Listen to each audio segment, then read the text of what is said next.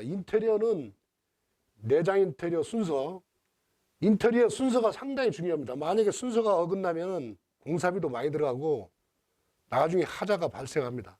그 순서에 입각해서 공사를 해야지, 만약에 순서가 어긋나면 물도 새고 나중에 곰팡이도 생기고, 반드시 알 것이 하자가 생기면 당초 10원 들어갔던 게 10배 이상 더 들어갑니다. 100원이 들어간다고 생각하시면 됩니다. 그러니까 한 번에 할 때 잘해야 됩니다. 왜냐하면 그 같은 제품이라도 가격,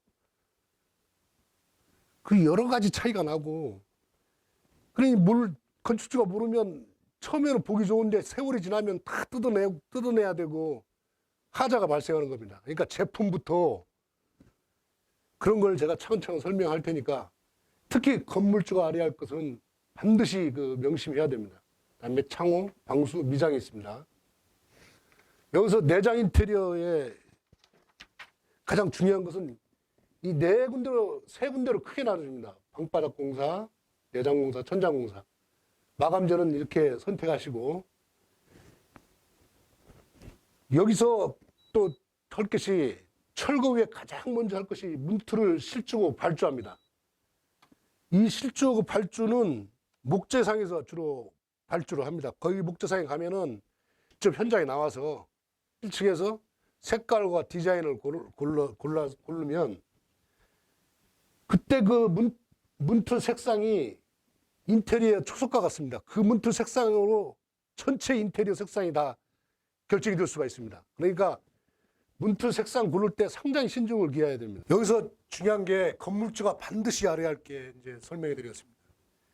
인테리어 업자는 건물주 입장이 아닙니다.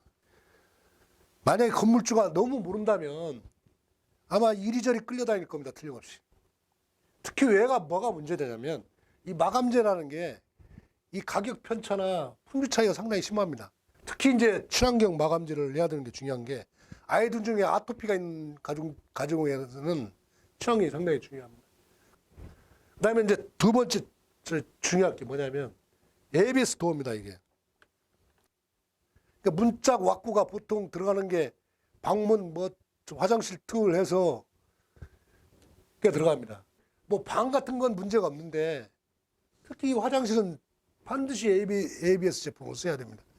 왜냐하면 그 암모니아 가스 때문에 한 10년 정도 지나면 슬슬 문틀이 썩기 시작합니다. 이 썩으면 왜 문제가 되냐면, 이제 예를 들어서 설명해 드리겠습니다. 이게 화장실 있지 않습니까? 그러면은 문틀이 이게 썩으면 곰팡이 시커멓게 썩기 시작합니다. 그러면 그 문틀을 다 뜯어내면 어떤 일이 생기냐면 대공사가 됩니다. 예를 들어서 문틀만 뜯어내서 되는 게 아니고 그 안에 있는 타일까지 다 새로 다 붙여야 합니다. 이게 밖에 있는 도배지도 다 뜯어졌으니까 도배도 다시 해야 됩니다. 이게 아무것도 아니지만 상당히 대공사가 될 수가 있으니까 반드시 ABS 제품. 색상도 다양하고 모양도 다양하고 습기도 강하고 광택도 나고 반영구적입니다. 이게. 그래서 반드시 신경 쓰십시오. 이건. 그다음에 창호. 창호는 이거 똑같이 문학구처럼 창호업체한테 전화하면 와서 실측, 자로 재고 실측하고 발주를 합니다. 역시 창호도 색상도 다양하고 이 유리창에 따라서 단열과 방음 차이가 확실히 확연히 납니다. 이게 또 문제가 뭐냐면, 유리창에 따라서, 종류에 따라서 가격 차이가 엄청나게 많이 납니다. 그래서 아무래도 유리 종류도 많고 칼라 유리, 요즘 신제품 유리가 엄청나게 많이 나왔습니다. 그래서 이 창호를 이게 비싼 걸로 하면은 가격이 많이 나오니까 제 생각에는 그렇습니다. 남향이나 햇빛이 잘 되는 데는 조금 유리창을 좀 저렴한 것으로 하고, 서양이나 그늘진 곳 그런 데는 단열이 좋게끔 좀 비싼 것을 선택해서 가격에 바란스를 맞추는 게 좋을 겁니다. 이것도 역시 창호업체에서 자세히 설명을 듣고, 내가 이게 서양 쪽이다, 부엌이다, 어리다에 따라 그 유리창이 다르게끔 하는 게 지혜로운 건물주의 자세입니다. 그 다음에 철거가 끝나면 가장 먼저 투입되는 게 이 방수공과 미장입니다. 이 방수공은 방수공 하는 사람이 대부분 미장까지 같이 합니다. 그리고 가장 중요하고 하자도 가장 많이 발생합니다. 예를 들어서 아무리 비싼 금액을 써도 물이 샜다 하면 그건 바로 싸구려집이 되고 말하는 거예요. 특히 이제 이중방수가 원칙인데 시멘트 방수를 일단 한 다음에 마른 상태에서 아스팔트 플라머, 이건 이제 역청이라고 옛날에 노마 시대에 그 목욕탕에 밑에다 시커멓게 깔았던 게 이게 아스팔트 플라머입니다. 이중 방수를 한 다음에 다 마른 상태에서 2, 3일 정도 물을 담궈 놓습니다. 화장실에. 그러면 만약에 이게 뭐 방수가 잘못되면 바로 아래층에 화장실에서 물이 떨어집니다. 아파트 같은 경우에는. 그러면 이제 하자 보수도 해줘야 됩니다. 근데 그래도 이게 상당히 중요합니다.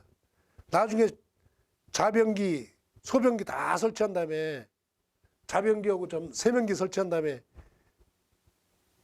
타일루까지 다 붙였는데 세면은 다 뜯어내야 합니다. 그거. 자변기, 소변기 다 뜯어내고 타일 드러내고 다시 드러낸 다음에 방수를 다시 해야 됩니다. 다시 말하지만 한 번 하자 나면은 당초에 공사비보다 10배 이상 더 들어간다는 거 명심하십시오. 그다음에 미장입니다.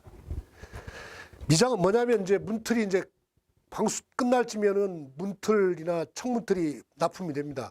그러면 설치가 되는데 문틀 설치자는 내장 목수가 하면은 문틀 설치자를 목재상에서 전화 부탁을 하면은 거기서 그 문틀 설치만 전문으로 한 사람을 보내줍니다. 그 문틀 설치가 이제 딱 끝나면 그 개수당 얼마, 한 개수당 얼마의 돈을 받아서 설치해 줍니다. 그 끝나면은 문틀과 방문 사이의 틈을 그 사춤이라고 그다가 메꿔주는 작업이 미장입니다. 바로. 그다음에 이제 창호도 설치되면 안에서는 미장 사춤을 하고 밖에서는 그 사시업자가 이제 코킹 방수를 해줍니다. 물이 가장 많이 새는 부분이 또 이게 이겁니다. 그래서 이거 신경을 써야 합니다.